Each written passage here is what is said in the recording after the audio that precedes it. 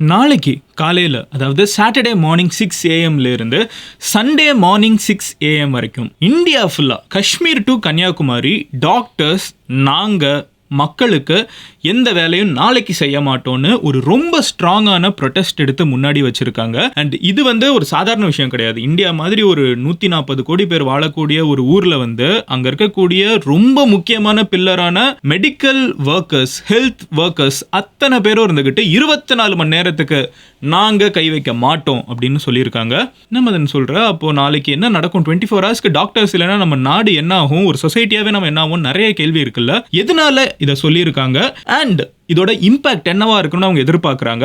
டாக்டர்ஸுக்குன்னு 5 request இருக்குது. காரணமே இல்லாமல் ப்ரொடெஸ்ட் பண்ண மாட்டாங்க. 5 கோரிக்கைகளை முன்னாடி வைக்கிறாங்க. அந்த 5 பாயிண்ட்ஸ் என்ன அப்படிங்கிறத 3 விஷயத்தையும் உங்ககிட்ட நான் ஒவ்வொன்றா சொல்ல போகிறேன். பட் அதை சொல்ல ஆரம்பிக்கிறதுக்கு முன்னாடி நீங்கள் இந்த மாதிரி இந்தியா ஃபுல்லாக நடந்துட்டு இருக்கிற விஷயம், ஏன் வேர்ல்டு ஃபுல்லாக நடந்துட்டு இருக்கிற எல்லா விஷயத்தையும் 10 நிமிஷத்தில் தெரிஞ்சுக்கணும்னு நினச்சிங்கன்னா மதன் கௌரி சேனலை சப்ஸ்கிரைப் பண்ணுங்க. அப்போ தான் இந்த டேட்டாலாம் என்னால் உங்ககிட்ட டெய்லி சேர்க்க முடியும். Now let's get started. Hello everyone, நான் Madan Gauri. Hello my dear MG squad.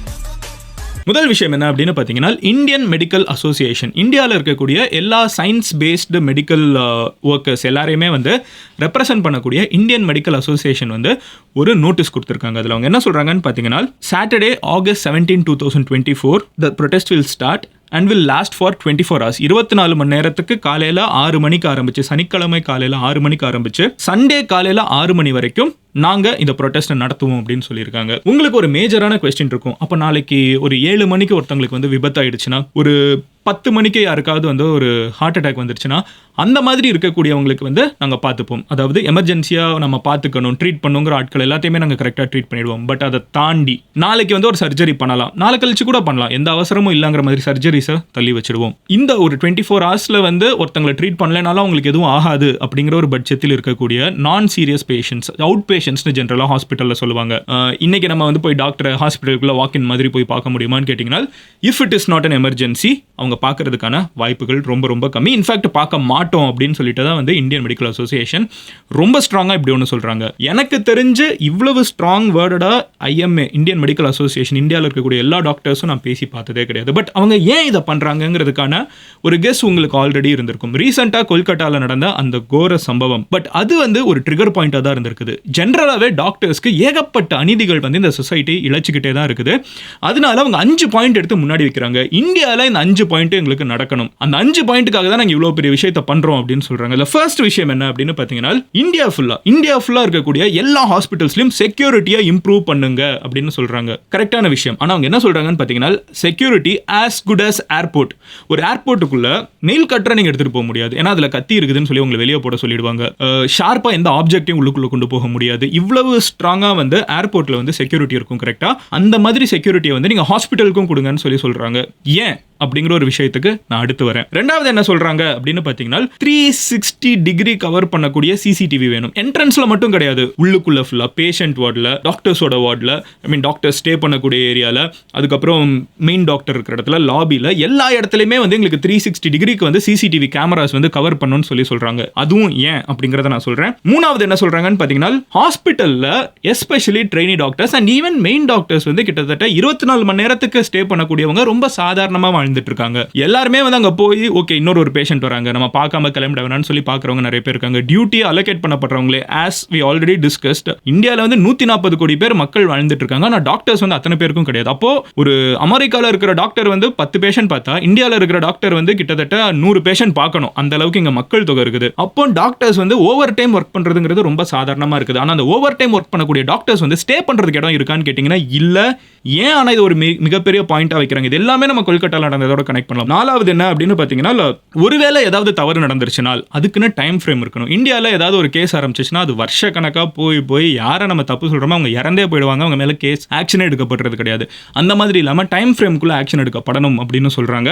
And 5வது என்ன சொல்கிறாங்கன்னு பார்த்தீங்கன்னா, ஹெல்த் கேர் ப்ரொஃபஷனல்ஸ்க்குன்னு ஒரு தனி சட்டம் இந்தியா ஃபுல்லாக கொண்டு வரப்படணும் அவங்களோட பாதுகாப்புக்குன்னு சொல்கிறாங்க. இப்போ அந்த 5யுமே கொல்கட்டாவில் நடந்தது ஒரு ட்ரிகர் பாயிண்டாக இருக்குது. இந்த 5யுமே கேட்கறதுக்குன்னு சொன்னாங்க. ஃபர்ஸ்ட் விஷயம், செக்யூரிட்டி ஏர்போர்ட் லெவலில் வேணும்னு சொல்கிறாங்கல்ல. இந்த இடத்துல கொல்கட்டாவில் நடந்த அந்த ஒரு கோர சம்பவத்தில் பார்த்தீங்கன்னா, தவறு பண்ணவன் நடந்து போயிருக்கான் உள்ளுக்குள்ள, லிட்டரலா போதையில் அவன் வந்து மெயின் என்ட்ரன்ஸ் வழியாக தப்பிச்சு குதிச்சு ஒன்றும் கிடையாது, ஹாஸ்பிட்டலோட மெயின் என்ட்ரன்ஸ் வழியாக உள்ள என்ட்ரு ஆயிருக்கான்.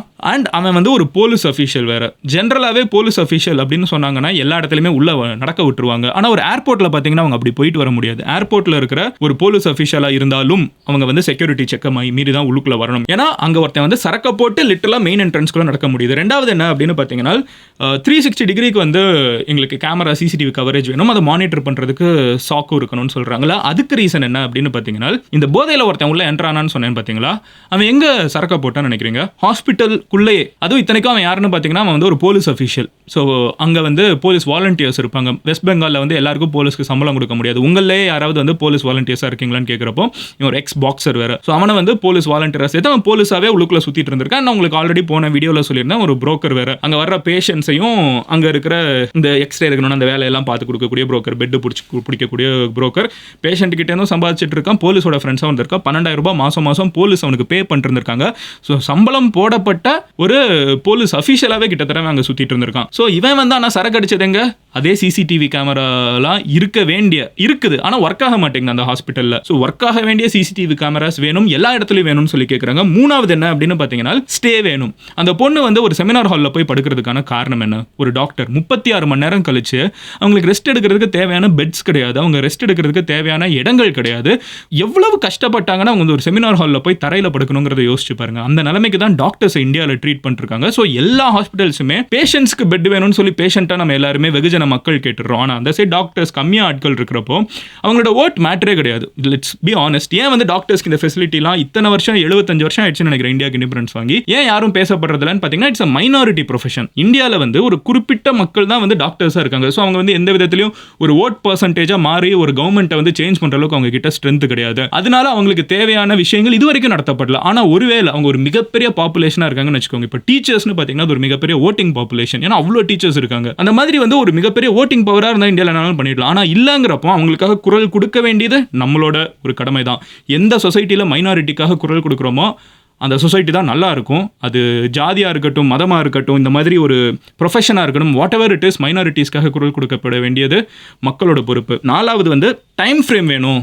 நம்ம பார்த்துருக்கோம் நிறைய தடவை வந்து கேஸ் நடக்கும், அது போகும் நம்ம சின்ன வயசில் நடந்த கேஸ் வந்து நம்ம சாகிற வரைக்கும் கூட அதுக்கு ஜட்மெண்ட்டே வராது, அது பாட்டு போயிட்டே இருக்கும். யார் பாதிக்கப்பட்டாங்களோ அவங்கள வந்து இன்டர்நெட்டில் என்னெல்லாம் பேச முடியுமோ எல்லாம் பேசி முடிச்சு, இன்க்ளூடிங் கொல்கட்டாவில் இருந்த அந்த பொண்ணையும் வந்து இன்டர்நெட்டில் பேசின வார்த்தைகள் எல்லாம் பார்த்தீங்கன்னா உண்மையிலேயே அவ்வளோ மோசமாக இருக்குது. அவ்வளோ பேசி முடிச்சுட்டு கிளம்பி போயிடுவோம், மறந்துடுவோம். ஆனால் அதுக்கு ஒரு டைம் ஃப்ரேம் வேணும்னு கேட்டிருக்காங்க. இன்ஃபேக்ட் இதுக்கு மேலே இருக்கிற 3 விஷயங்கள் நடக்கிறதுக்கு வாய்ப்பு இருந்தாலும் இதுக்கான வாய்ப்பு கம்மின்னு தெரிஞ்சாலும் உங்கள் முன்னாடி நான் எடுத்து வைக்கிறேன். 5வது என்ன கேட்குறாங்கன்னு பார்த்தீங்கன்னா இதுக்குன்னு எங்களுக்கு ப்ராப்பராக ஆக்ட் கொண்டு வாங்க. இதுக்கு ஆல்ரெடி ரெக்கமெண்டேஷன் கவர்மெண்ட் கிட்ட இருக்குது. இந்தியாவில் இருக்கிற டாக்டர்ஸ் ஒழுங்கா ட்ரீட் பண்ணப்படலைன்னு தெரியறப்போ எங்களுக்கான ரெக்கமெண்டேஷன்ஸ் எல்லாம் ஆல்ரெடி உங்ககிட்ட சப்மிட்டும் பண்ணியாச்சு. அதை ஏன் லீகலைஸ் பண்ண மாட்டேங்கிறீங்க? இது எல்லாத்தையுமே வச்சு லீகலைஸ் பண்ணுங்க.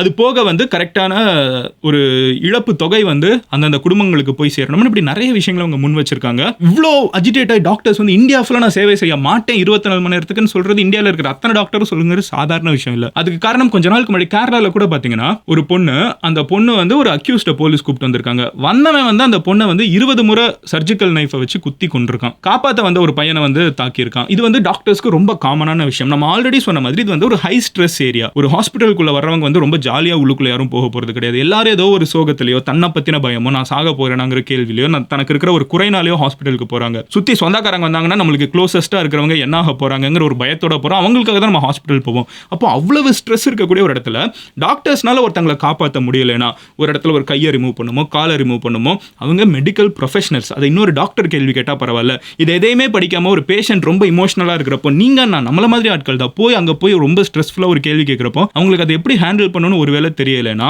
ஒருவேளை அவங்களால ஹேண்டில் பண்ண முடியலைன்னா நிறைய பேர் ரிசார்ட் பண்ணக்கூடியது வந்து கையை உடனே ஓங்குறது. இது ரொம்ப காமனாக இந்தியாவில் நடந்திருக்குது. கோவிட் அப்போ இந்த மாதிரி கேசஸ் நிறைய பார்த்துருக்கோம். உத்தரப்பிரதேசில் ஒரு ஹாஸ்பிட்டலில் ஒரு டாக்டர்னால காப்பாற்ற முடியல ஒரு பேஷண்ட்டை. அதுக்கு அந்த குடும்பத்தில் இருக்கிறவங்க எல்லாரும் சேர்ந்து அந்த டாக்டரை போட்டு அந்த அடி அடிச்சிருக்காங்க. டாக்டர் என்ன பண்ணுவாங்க? ஸோ இந்த மாதிரி தவறுகள்லாம் நடத்தணுங்கிறதுக்காக அந்த 5 கோரிக்கைகளை அவங்க முன்னாடி வச்சிருக்காங்க. நிறைய பேர் யோசிக்கிறது டாக்டர்ஸ்க்கு நான் எதுக்கு பண்ணணும், அவங்க தான் அவ்வளோ சம்பாதிக்கிறாங்களேங்கிற ஒரு கமெண்ட் வந்து நான் போன டைம் போஸ்ட் பண்ண வீடியோலையும் பார்க்க முடிஞ்சு. லிட்டரலா இட் ப்ரோக் மை ஹார்ட். நான் ஏன்னு சொல்றேன், டாக்டர்ஸ் சம்பாதிக்கிறாங்க நிறைய பேர், அவங்களுக்கே இவ்வளோ ப்ரொடெஸ்ட் பண்ணணும்லாம் கேட்குறீங்கல்ல. ஆக்டர்ஸ் சம்பாதிக்கிறது கிடையாதா? சொல்லுங்களேன்.